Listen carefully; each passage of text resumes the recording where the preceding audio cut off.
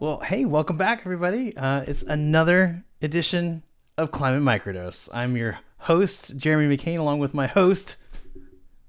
Anna Constantinova. There's Hi, always a guys. delay. We're so We got to happy work to on have this. you. We got to have the flow, like like the Walter Cronkite or something. Just he just like, just swooped in We there need something ninja like that. style. We're not there Yeah, we yet. can say that we're Anna and Jeremy. I don't know. We'll work on it. But hi, everyone. Happy International Women's Day. Yeah, and happy International Women's Day. So today I'm really excited. Without just coming out of the gate and saying who our guest is, even though if you read our metadata, you're going to see who this person is. I first have to say that this is a superhero, full stop, superhero.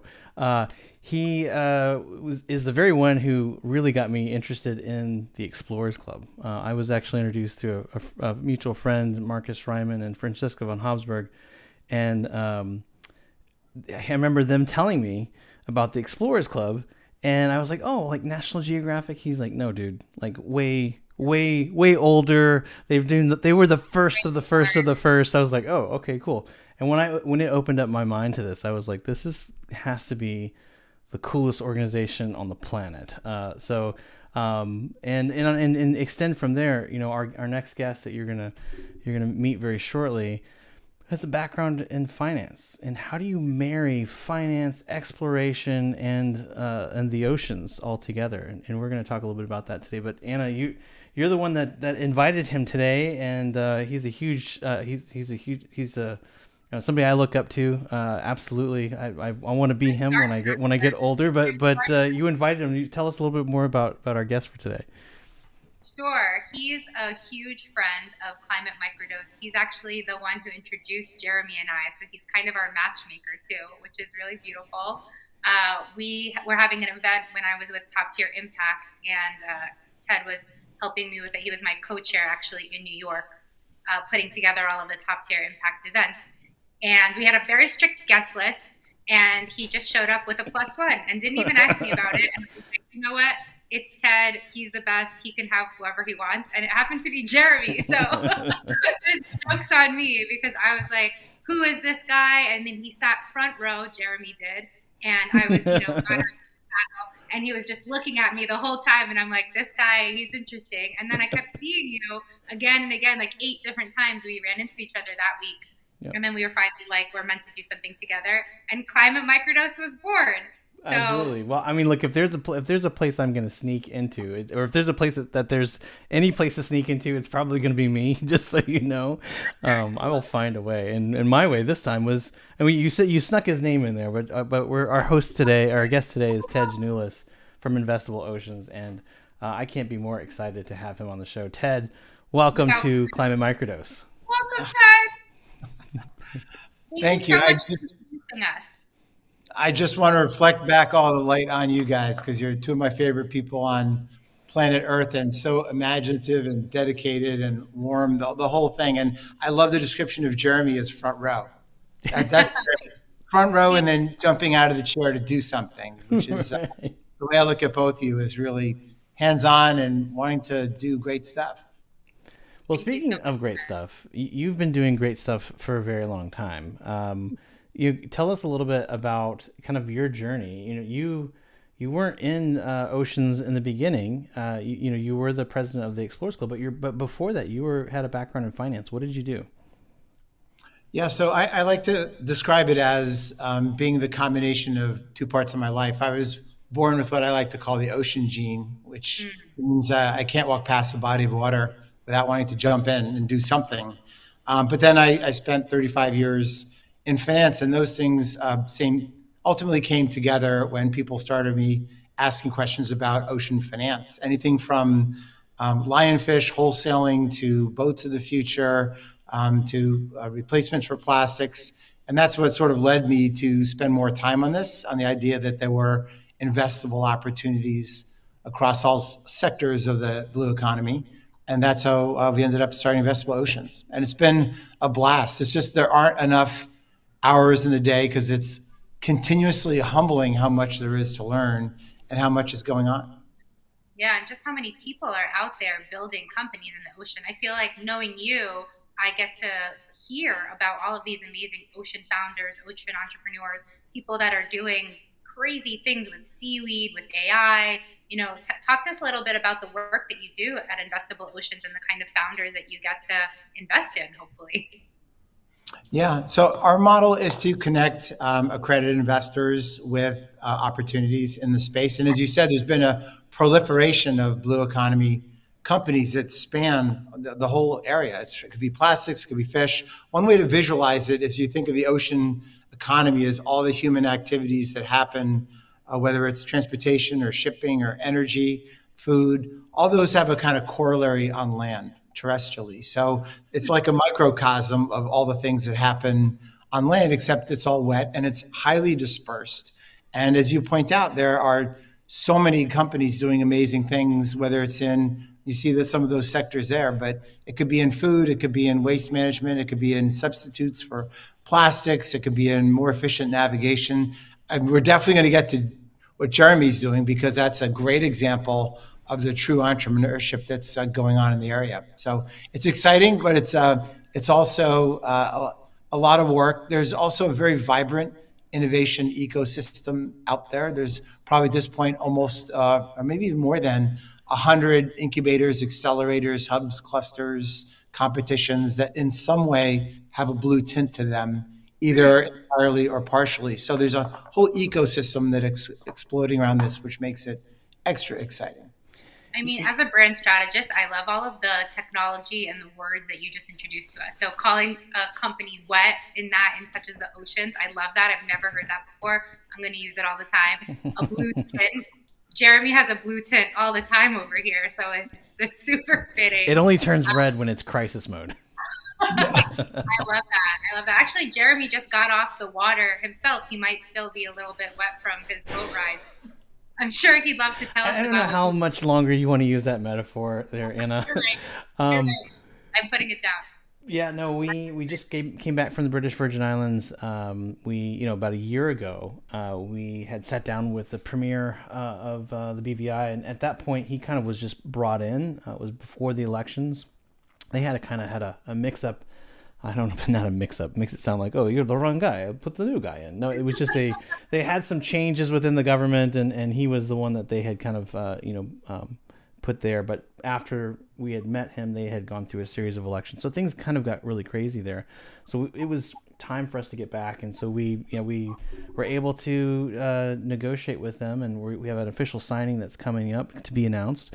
But we'll actually be able to use their country as a nature-based economy. But what really that means is that we've got a value for nature. Nature right now already does have a value. For most people, it's zero.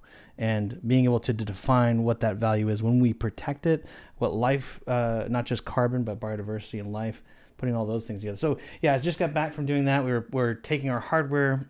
Schmidt Marine Technology Partners is one of our benefactors for our foundation. So we've been building these really cool devices to put in the water. Had some challenges, and we had some really amazing successes. So there's nothing like, by the way, there's nothing like coding on a boat in the middle of Can you imagine? We must have had that day 35, 40 knot winds. I mean, the swell was intense, and we had Miguel, who was with us on, the two of us got our laptop screens open.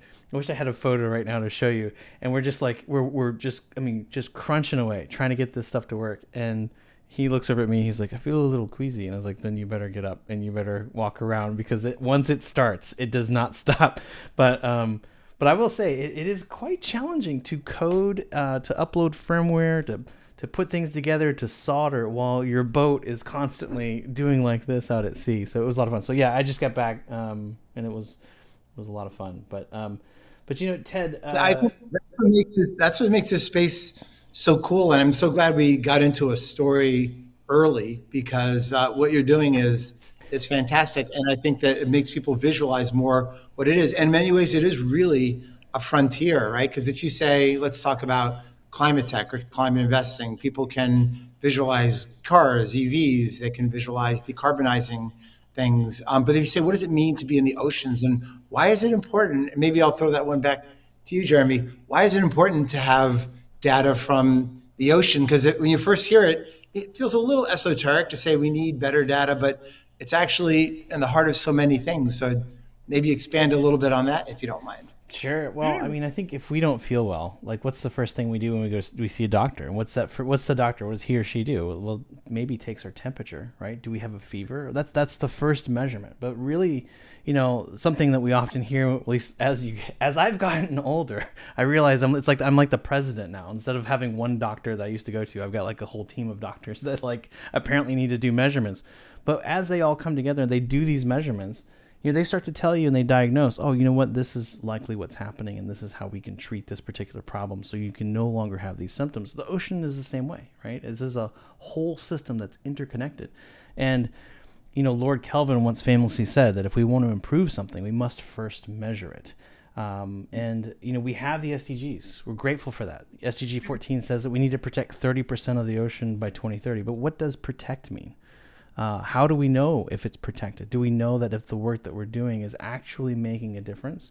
And so in order to do that, you would need to measure these things. So the things you would measure would be, what's conducive to life? Is the environment, does it have oxygen? Does it have, the decent salinity? Is it the pH right? All these things have to be, like we say in astrophysics, it has to be in the Goldilocks zone for it to be, for life to be okay. And so, is the ocean in the Goldilocks zone? Sometimes yes, sometimes no.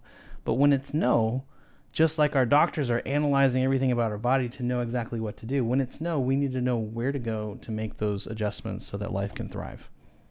Yeah, I mean, I also want to make the point that the ocean, it's always in its own Goldilocks zone without any outside interference, right? It was totally fine. Life was proliferating perfectly fine, beautifully even, without any human intervention.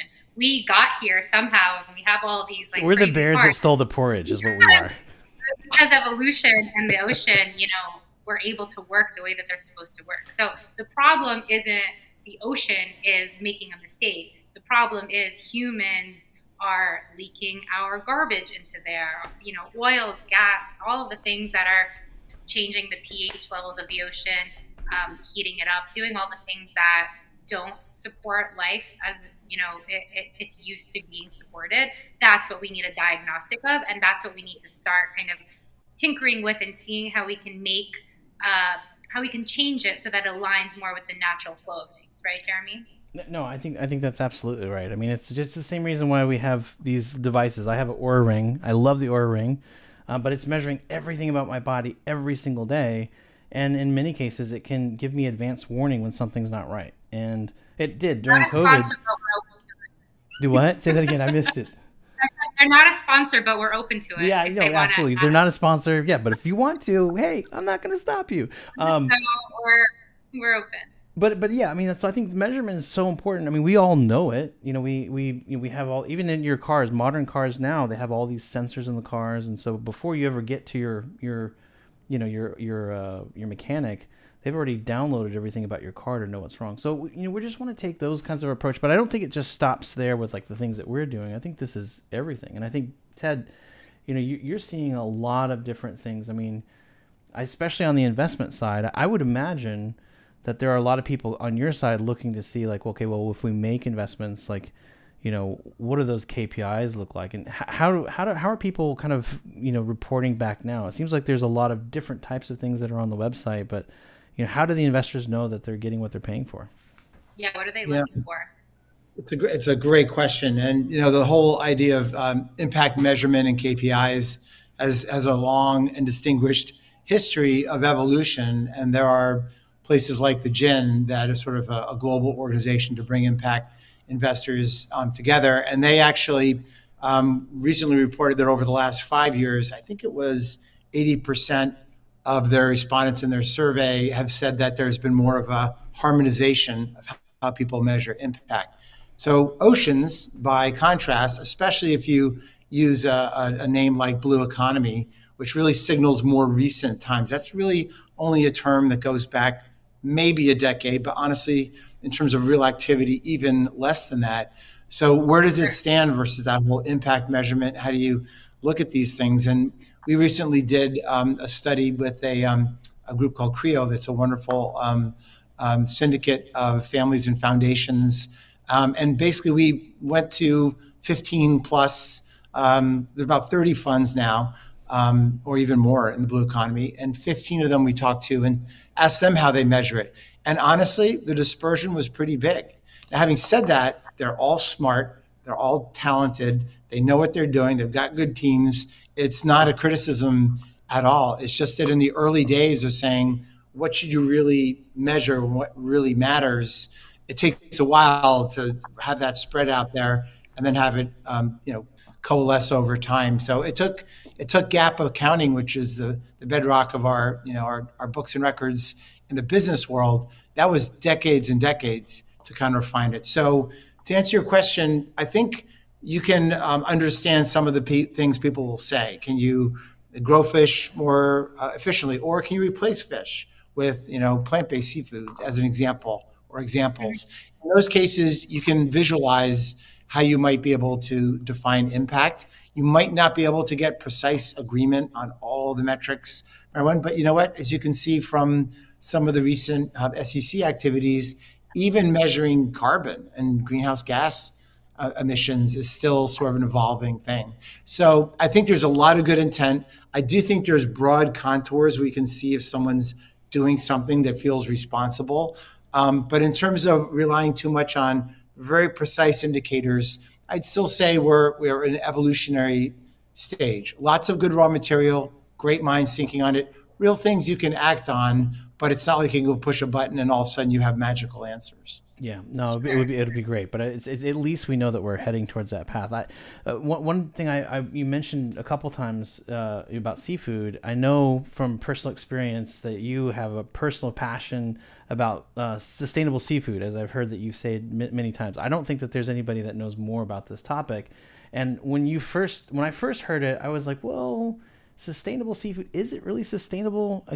Our mutual friend Sylvia says there's no way anything's sustainable, but there are some ways that you've found that is truly sustainable. Can you talk a little bit about that?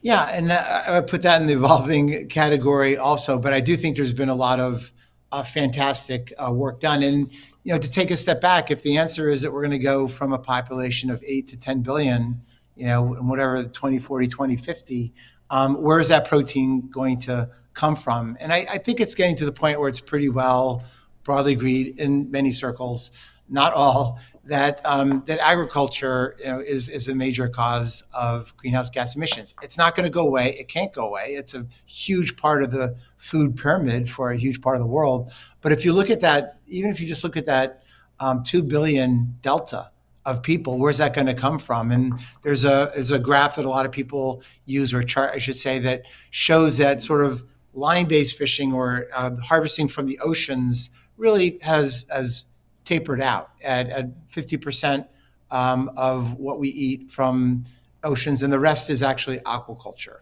And so that could be any version of it. Could be pens, it could be onshore, it could be offshore, it could be it could be mollusks, it could be a lot of different things. But that is a way that still has a lot of room to grow. And things like bivalves are pretty efficient in that you don't have to feed them; they grow in the ocean, they feed themselves, et cetera, et cetera. And then you can combine them with seaweed and kelp forest and things like that. So there's a whole rich array of things you can do. That's before you get to the part where you could also substitute for plant-based alternatives, and that's been a burgeoning market. And I know, Anna, you've been involved in that also quite a bit, so you may want to weigh in on that. But that's a whole new a wave that's following, and behind that, cell-based, which is still in its early days in the marine version of it anyway. But all those things are potential ways to think about how are we going to feed all these people, and at the same time as GDPs go up and people want more protein. One way or another, you've got to crack that code, and that's why there might be people who have criticisms of different elements of sustainable fisheries or aquaculture, but I think it's a really important set of initiatives. But Anna, you've done a lot in this space yourself, I think. Well, I was going to say, Ted and I actually, I don't know, Jeremy, if you knew, but Ted and I did an event called Taste of the Future at the Explorers Club in 2023, two? I have no idea what year it is. Recent, not this year, maybe last year. I think 2023. Anyway, at the Explorers Club, where we really took a deep dive, pun intended, into all of the companies that Ted has been working with and that have partnered with the Explorers Club on creating the path forward for different types of seafood. So we didn't limit it to just plant-based or just, alternative. We were really open to anybody who's thinking about the future of food and how we're going to solve that problem that Ted was just talking about. So maybe we have this stigma around farm fish as if it's not as clean as wild fish, but I actually learned in this work together with Ted that farm is becoming cleaner than wild because we can actually control the elements of what the fish are eating and the environments that they're in and things like that. So it was just really eye-opening to see the just breadth of technology that's happening in this space, and also have a chance to walk around the famed Explorers Club, room and taste all of these different things. My favorite was actually the scallops, which I know you're a big fan of. But we also had, eel that was like a bacon kind of flavor, and all different ways of just approaching the seafood category in a way that felt fresh and different. Because, something else that I really learned from being in this space for a while, like you said, Ted, is that no matter what the numbers are, no matter kind of how dire the situation is, consumers are always going to really go back to taste and how things taste and how they like it, or, whether they are interested, or if the texture aligns with what they're expecting. It could be the most sustainable thing in the world and it could save all of our problems. But if it's kind of not it palate wise, consumers, especially American consumers, are not really going to go for it. Right. So that's a big challenge for a lot of these sustainable seafood companies is, we have to keep our sustainability metrics where we need them to align with the SDGs and, with what's happening in climate. But we also have to align with consumer expectations of eating sushi at the, press of a button and things like that. Right. So I think both of those things are kind of in this interesting seesaw effect.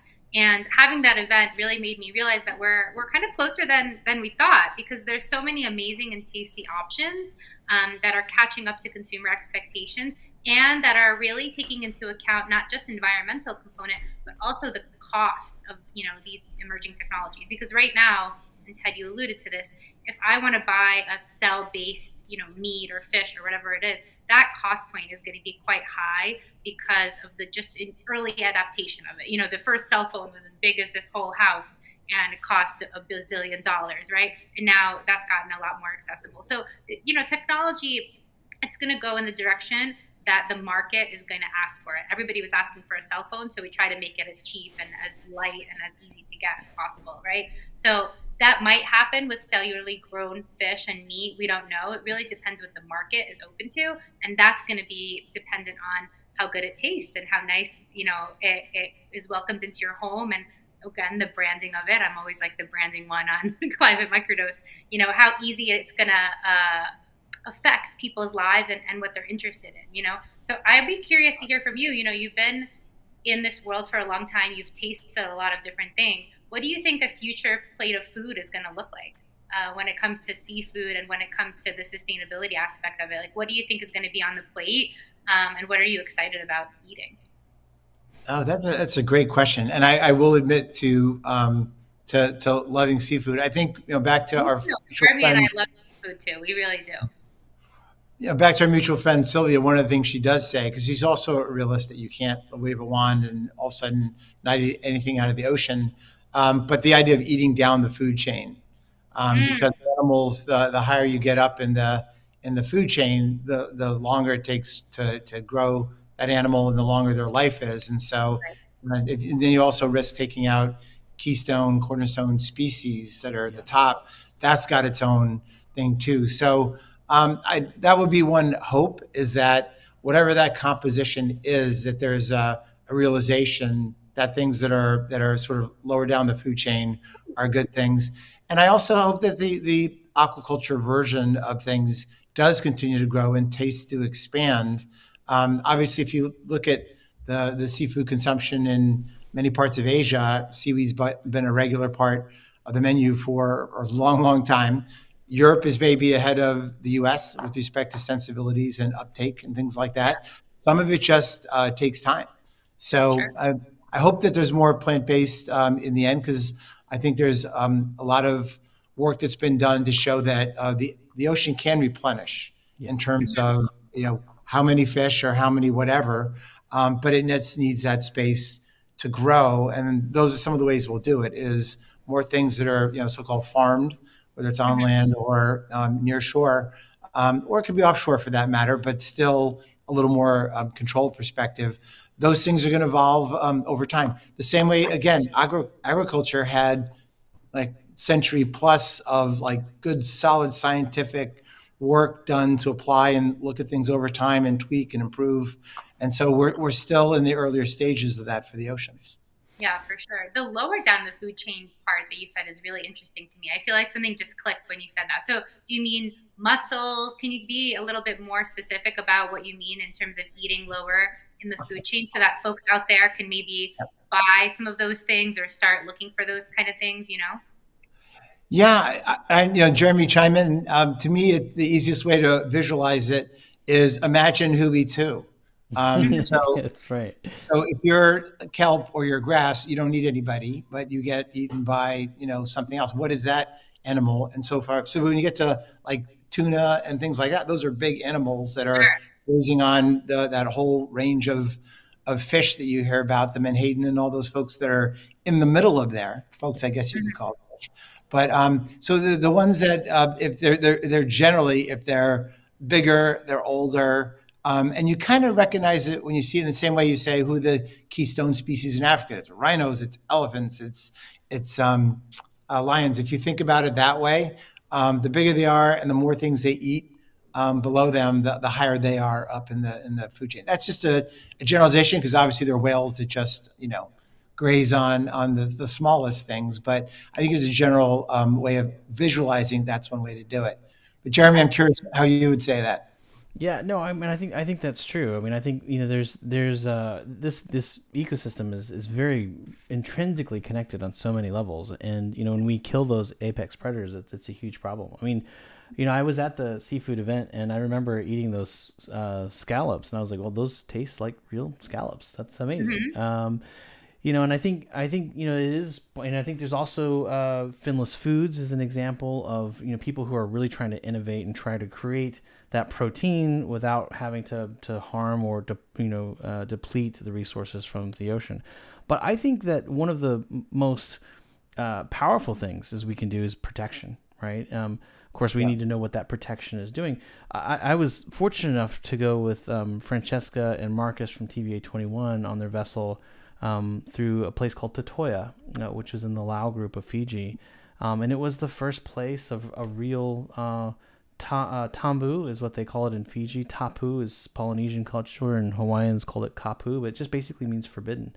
And this particular site was not, it wasn't, the tambu wasn't created because, we need to protect the fish.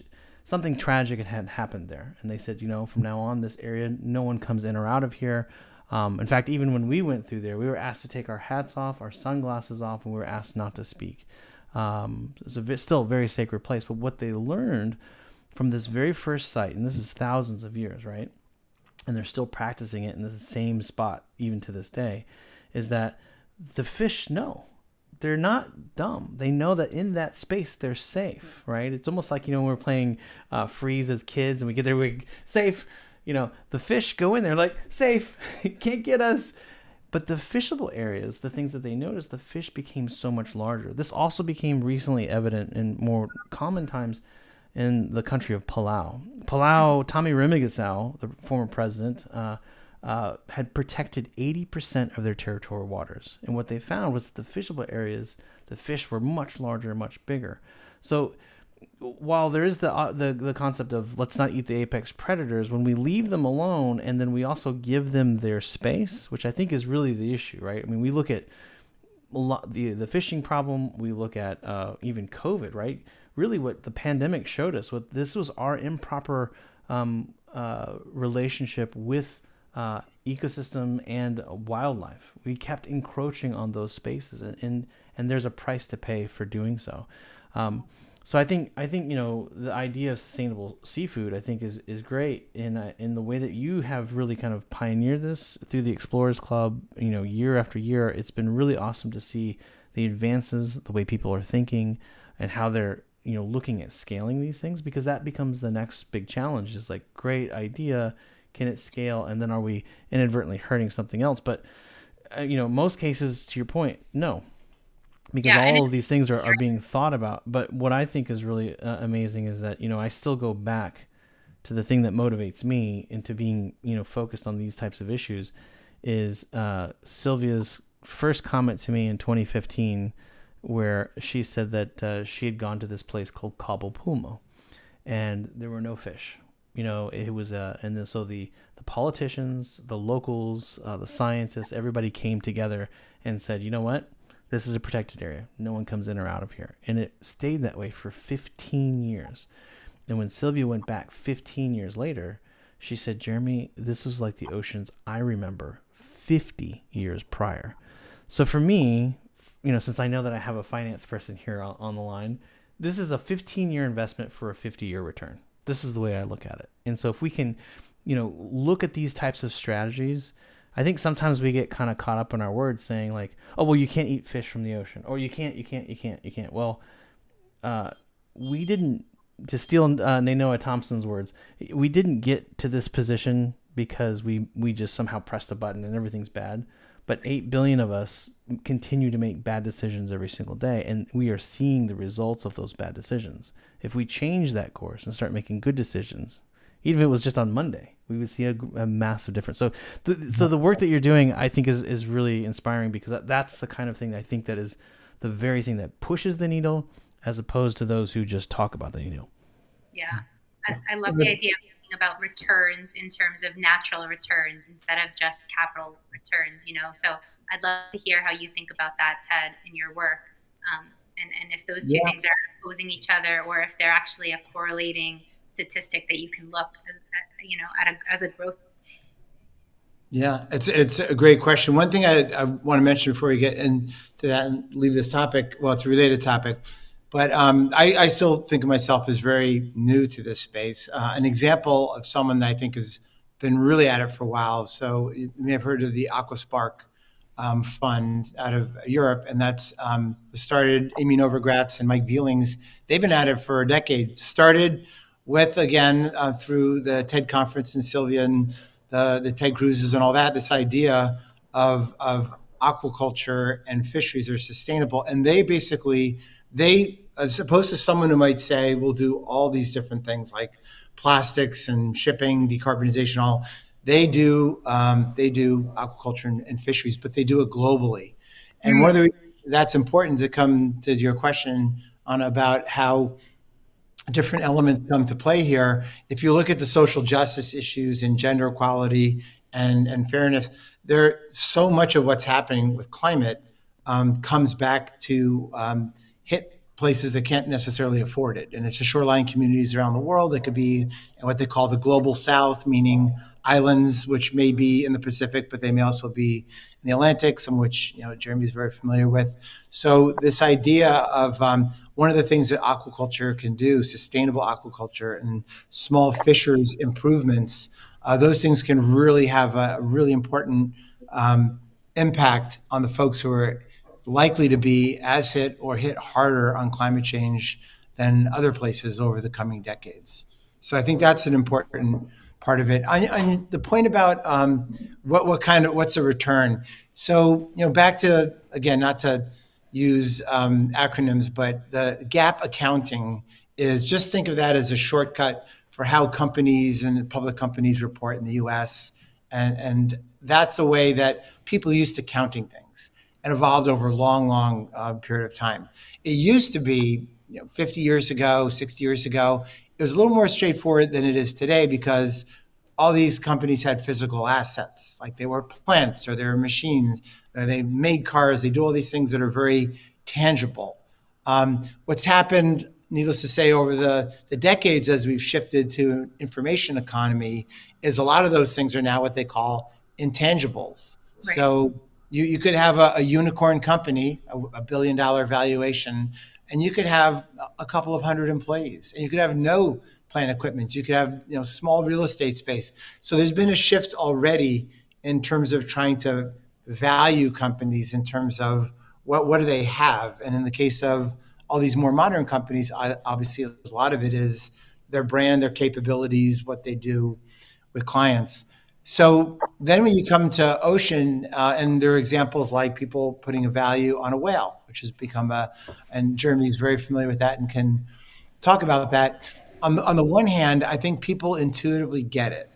They understand that a whale alive, once you take them through the whole thing, they say, I get it. A whale alive is worth more than a whale dead, not just for moral reasons, but economic reasons. Part of the issue is that that's not how our financial statements and reporting and investing broadly works. Yep. So I think there's going to be a period of time, and it's not going to happen overnight or even over a year or two, where there's more awareness of that. More and more things get caught up into country accounting or countrywide national accounting, or get caught up into various measures. And over time, I think you'll see a convergence. But I think we're at the very, very early stages of that, even though it's very compelling. And Jeremy, I think you're pretty familiar with the whale example. You might want to take Yeah. people. He talks about it all the time on the show. Yeah, no, for sure. Well, I mean, obviously, when our dear friend and collaborator Ralph Chami first kind of came out with that, he said the value of a humpback whale was $2 million, but that was when the carbon price was lower. Now it's 5 times that. It's $10 million, and so that's something that's interesting. But it's not the whale, right? It's not the whale that's worth the $10 million. It's what the whale does, right? It's just like me. If I sit on my couch all day and watch TV, I'm not worth anything. But if I show up, I get some work done, then maybe I'm worth something. And it's the same thing with I don't know if I agree with that, but my dog's barking in the background. He goes, he's right. He needs to feed me. Yeah. But I think along those lines, Ted, I would be really interested to know how you feel personally, because just recently the SEC agreed on the climate reporting. So that's a bit of regulation that's now kind of mandated to corporations to be able to kind of state what they're doing. And then in Europe, I feel like it's a little bit stronger because they have the nature restoration law that was just passed. How do you see those things really affecting the interest in this particular space and really accelerating what it is that you do? It's a great point, and I do think your statement is broadly right that Europe has more taxonomy, has more regulation, and has more things in the hopper also, as opposed to the U.S. And as we've seen, without taking a political viewpoint on it, it varies from administration to administration, and our country can have different ways of approaching things. And one way to look at that is some of the recent conversations around ESG and how there's different perspectives. And the SEC does not exist in a vacuum; it exists in a community, in a country. So I think we are more behind that. I do think regulations will help. People try to think, are there regulations that are coming in that will help us, and can we anticipate those? I think generally speaking, most investors think of those as a part, they're a part of the puzzle, but you don't necessarily make an investment because you think you're leading the way on this regulation coming into pass, because it might not. sure. So that I think is the thing that you have to measure. But I think the broad strokes of Europe ahead, U.S. I think it's it's a little bit fits and starts sometimes, but still progress from where we were. And I think that'll tighten over time. The same thing broadly informs the carbon markets, and ultimately the pretty broadly held view that a mandatory carbon market would be much, much preferable to voluntary, because even with all the wonderful efforts that are going on and the growth that's happening there, mandatory would make it a whole different thing. So let's hope for more of that, but I think it's going to be a sawtooth function, not a straight shot. That's interesting. So, Ted, I know that to do this work, you have to kind of be an eternal optimist, right? I think you can't be a pessimist and work in this space. So, as we kind of wrap up here, I'd love to hear what kind of things you're excited about in this space, what keeps you optimistic, and what do you look forward to seeing come across your desk as you keep investing in this really important space? Yeah, great question. So I come back to the idea of finance to tie it back to that. I've got a presentation I sometimes do where I say that there are 3 ways the capital goes into the ocean, and a fourth, in case you own a boat, that one. But on the one Sure. hand, over here, you have literally on the one hand, You have donors who give their money, don't expect the money back or return, but they do expect effective stewardship. So that could be countries, it could be foundations, it could be individuals, charities, all of that. On the other side, you have the market based investing, and that's people who have a fiduciary responsibility to get the best return they possibly can. And all those other things are great on top of it. But in the end, you've got to start from the place of you're not sacrificing return. So those are kind of the opposites. And the issue is that the philanthropy money and the donor money, if you will, that goes in is not enough to tackle all the things that we have to get done. And at the same time, on the other extreme, it's really attractive to think about $100 trillion markets of equities and bonds. But a lot of these things that we care about aren't ready for that straight up market investing part. So what I see, what we spend a lot of our time on now, in addition to the core idea of bringing capital to smaller emerging companies, is also thinking about how to do that blending and make the best use of that catalytic capital, because the donor capital is gold. We want to generate as much of that as we possibly can, but then we want to try to get to those larger markets with more capital. And the way to do that is to find innovative ways to blend those, which is a concept of blended finance. And I think that's one of the really exciting developments. Blended finance has been around for a long time, but it's very fragmented and very dispersed. And one of the things we're working on with Aura, which again, Jeremy knows well, the Ocean Risk and Resilience Action Alliance, we're Good actually old Karen Sack. absolutely who I met thanks to you in the event you held a while back. And we're working with them on a thing called the Octopus Desk, which is designed to really bring all those different constituents together and accelerate that. So I get excited about that. To your point about, are there sectors? Honestly, I think there's things across the sectors of the so-called blue economy. And, I sometimes call it the bluer economy as opposed to the blue economy because, like the transition that's happening on land, there's a transition going to a more just, equitable, sustainable oceans. It's not like you're going to flip a switch and 5 years from now, all of a sudden everything's going to be perfect. It's going to be a generational thing. Sure, sure. Royal blue, so to say. There you I go. like that. Yeah. I like that. No, I think those are all good points, and I think that a lot of the work too that that goes on. I mean, obviously, insurance plays a big role in this. Actuarial data that for people who are doing, what is it, parametric insurance, these kinds of things that are very crucial. I mean, if we think of companies like BlackRock, I mean, I know that sometimes we use the term BlackRock, or we talk about BlackRock in a very negative way sometimes in climate because, well, they're just in everything. But really, what BlackRock's made their money on is risk, right? They really analyze risk assessment. So I think really trying to understand what are those risk levels, who's doing what, and how do we mitigate these risks, because I think too, and Ted, I know we've talked about this in the past, but I think some of the greatest challenges, for all of this is the lack of unification. If we can all find ways to work together, sure, we may not always agree, right? But there are commonalities. I mean, sometimes I look at how you said in one of your comments earlier, not to get too political. We say that now because things have gotten so polarized. Yeah. Climate change and ocean health, these are things that can't be polarized. Yeah. You want to take in a breath, we breathe air. It's simple as that. 100%.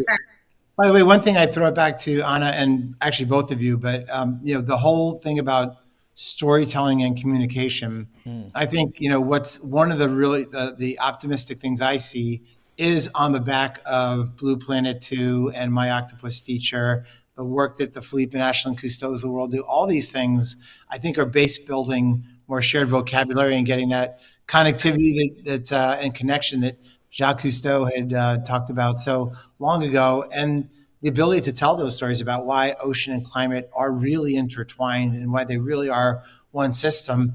I think a lot of that comes back to the community building, the storytelling, the being able to bring together different disciplines so they can have a united, compelling, centered story. 100%. And that's a lot of the Beautiful. work that the Explorers Club is pioneering, and bringing together all different narratives, all different sectors. And just on the fact that we have this one planet and we're all here, and I just want to tell you guys one quick story before we end because I just feel like it's so relevant in terms of the apoliticalness of the climate. So for a long time, I worked with a climate startup called A World out of Italy. Very proud of the work that we did there, and I worked with this Italian team, very passionate about the planet and Earth, mostly vegan, very just specific about the kind of lifestyle that they lived. And I was fortunate enough to go on a trip with them to Change Now in Paris. And we drove from Paris to Davos, just looking at the countryside in Europe and really experiencing, that adventure together. And as we were driving from, France to Switzerland, I just saw all these solar panels, all of this infrastructure that we don't have in the US. We have solar panels, of course, but just the extent that they have it on top of parking garages, on top of restaurants, just everywhere along the European countryside, it just felt to me like, wow, this is amazing. You guys have really done a great job at building this infrastructure. And I asked them, the EU, it's so many different countries, there's so many different kind of agendas. How do you come together and create this legislation that we in the States, who are arguably a little bit more, similar in terms of mindset, we can't seem to do? And you know what they said? It really struck with me. They said, no matter what our political arguments look like, we all are on the same Earth. Europe is basically part of planet Earth. So it's actually easier for them to agree on environmental action because it's the commonality that they have. So when they talk about immigration or different policy issues, there's a lot more friction there. But when it comes to the environment, they're like, oh, of course, like it's just a common denominator in the EU, and that's why they're able to pass this legislation that we in the States, I don't know, I don't want to get political here, but can't get there. But for them, it's actually their unifying factor. It's like their safe place. What anything else would cause maybe some strife and arguing between Germany and France, all these different countries that are in the EU. But the climate is something that they can just like all start and agree on. It's like their deep breath issue, right? It's so interesting to me that that's how they think about it. And that's why they're able to do so much work in that sector, because it's the one safe place that nobody is going to be like, no, I don't agree with that on, because it's like, of course we all agree with it. Of course we need to keep the planet going for our future. So I always think about that. I don't know, when it comes to making environmental policy, and I wish we could get closer to that here in the States. And I do see the Biden administration making a lot of progress towards that, and then I see a lot of opposition to it. So I'm trying to stay optimistic about our country and our goals in the climate crisis. But I do think that in general, and definitely the work that you're doing showcases that it is our great unifier. We are all here, and there's nowhere else that we can go and live our lives and breathe the air that we live on. So we have to make it work no matter what our differences are. I agree. And Jeremy, if I could throw one last thing in, you and I met at the first World Oceans Week in the Explorers Club. And I just want to be clear that Explorers Club is not affiliated with Investable Oceans, but it is a real passion of mine to continue to support initiatives. And now we met on World Oceans Week #1, and we're coming up on number 8 in early June. And so if you find yourself in New York City around that time of June 3rd to June 8th, a lot of these different topics we're talking about, a lot of different really brilliant people will be passing through. And you can keep an eye out at explorers.org. It's a pretty special week. And Jeremy, I have very fond memories because of the way you dove in on all of it from the very beginning.